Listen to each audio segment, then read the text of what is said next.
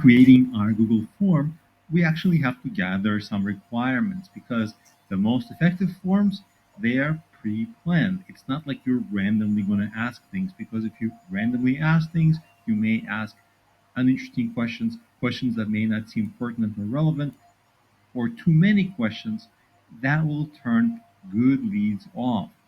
So you want to first identify the necessary information and find a way to get that information with the fewest possible questions.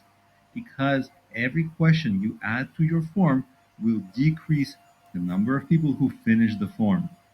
Because nobody wants to fill out forms, they're boring, people don't like them. And you want to ask simple questions because, again, complicated questions that require a lot of thinking or a lot of writing turn people off. It's going to cause you to lose leads. So at the end of the day, you need the most important information so you can base your decision on that, whether you want to decide whether to call or keep emailing and let that person just buy or not buy DIY, meaning do it themselves. Essentially, can we invest time in this lead or no? So let's go through that using specifics for our project that we just went over. That's the licensing service that I offer. Well, first of all, I would ask how many courses they need. That's similar to asking how much are you looking to spend, because nobody likes to answer that question. And again, if they tell me they need 100 courses, fine. Now, a lot of dreamers, people who daydream, they're broke, but like they daydream, they're going to say a lot of courses, 100 courses, 300 courses, 1,000 courses, but they're just sitting in their garage and they're broke. So that's not the only piece of information, but it's a great beginning.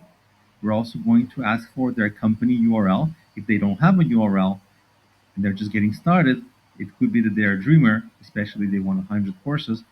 But at the same time, if their company URL is Microsoft or some gigantic company, then we know, oh my God, this is a hugely important call. They have a lot of buying power. We just have to create a relationship with them and make sure they see the potential of working with us and of buying a lot of the courses. And this could become perhaps your most important call that day. So it wouldn't be just any old call, but an extremely important call. So their company URL can tell a lot. Of course, most companies will fall somewhere in the middle. They started, but maybe they're struggling. So you want to get a sense, are they already up and running? How early are they? These are signals you can use to determine their buying power. Also, ask what country they're in. There's a few countries in the world that have strong currency, and there's a lot of countries in the world that have very weak currency. The problem with countries with weak currencies is that a $500 in US can be valued as 10 times that much in a country where their currency is a lot weaker. So for them, it will be just tremendously expensive. So that would greatly decrease their chance of buying, so we wouldn't get on the call. But at the end of the day, if it's a company that's established and it's from a country that doesn't have a strong currency, but they're wealthy still because they're an established company, we could still get on the call. So these factors really kind of work together with each other. None of them tell us the whole story, but together they piece the story for us. Then the question is, well, do you ask them their budget? This is tricky because, of course, that's what I'd love to know. I would really love to know that exact answer, but a lot of times people don't like to tell you their budget because in a negotiation situation, they think like, oh, if they tell you the budget, it's kind of like they've given away their cards. Of course, you're going to try to charge them the full budget or overcharge them. So a lot of people don't tell you that. So maybe don't ask that directly.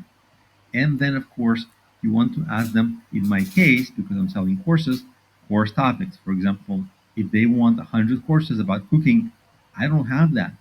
Or if they want 100 courses about yoga, I don't have that. So imagine how excited I would be if it was from like Microsoft and they want 1,000 courses, and I'm like, oh my god, this is going to be so great. But then they want cooking for some reason. Obviously, Microsoft wouldn't get courses about cooking, but this is just an example.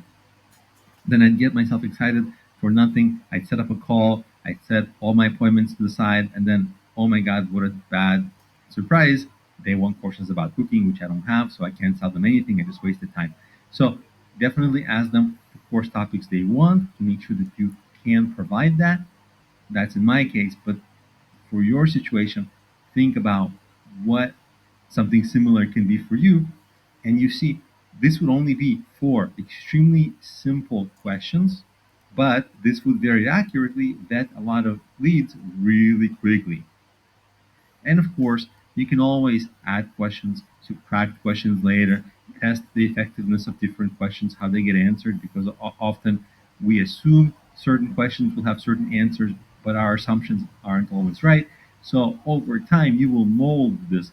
But this is an example of a fantastic starting point.